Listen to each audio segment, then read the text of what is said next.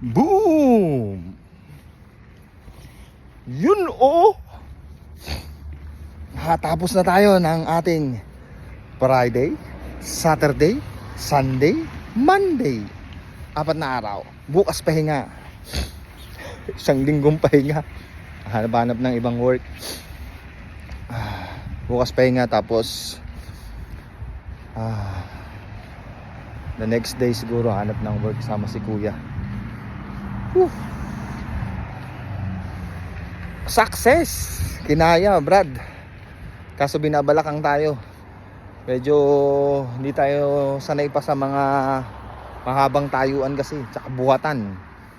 Buhatang hindi naman siya mabigat pag buhatan. Actually, kaya naman yung buhatan.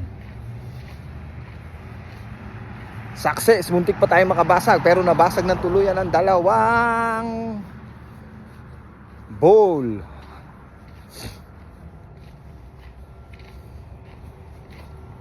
Buti walang tao. Kung hindi, bawas sweldo.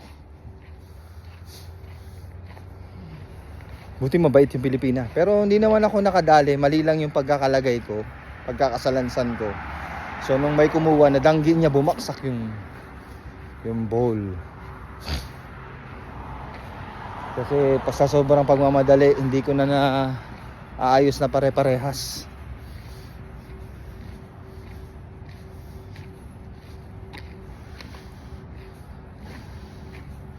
Grabe. Pagodabay.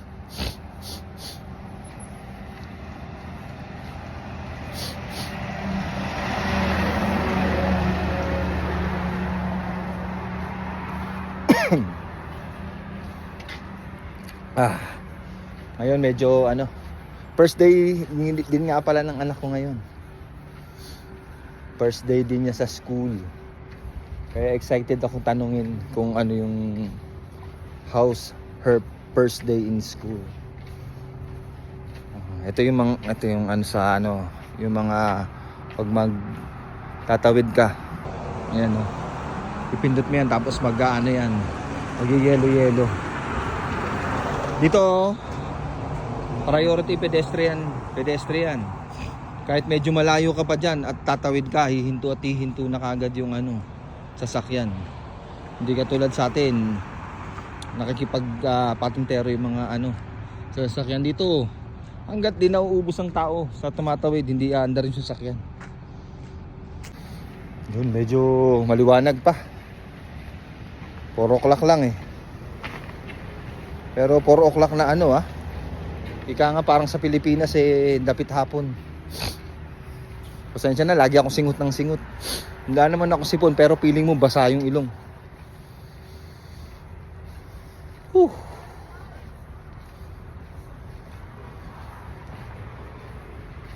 Kaya yung mga nagbabalak pumunta rito, pumunta na kayo.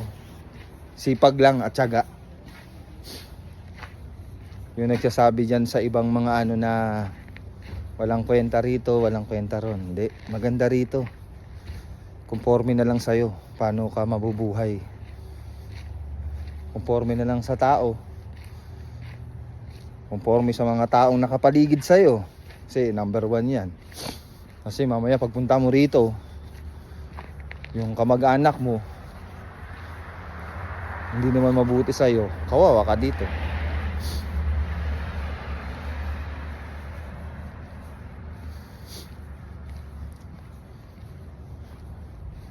Ayan ang paligid namin dito.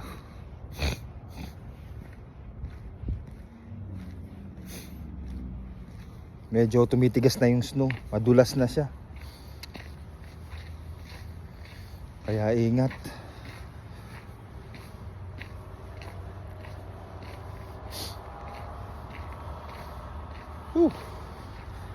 Sarap, nakaraos.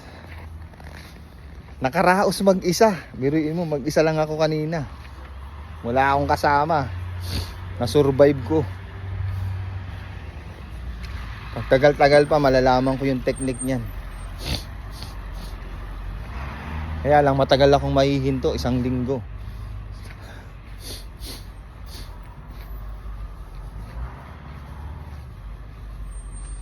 So yun lang, mamaya ulit.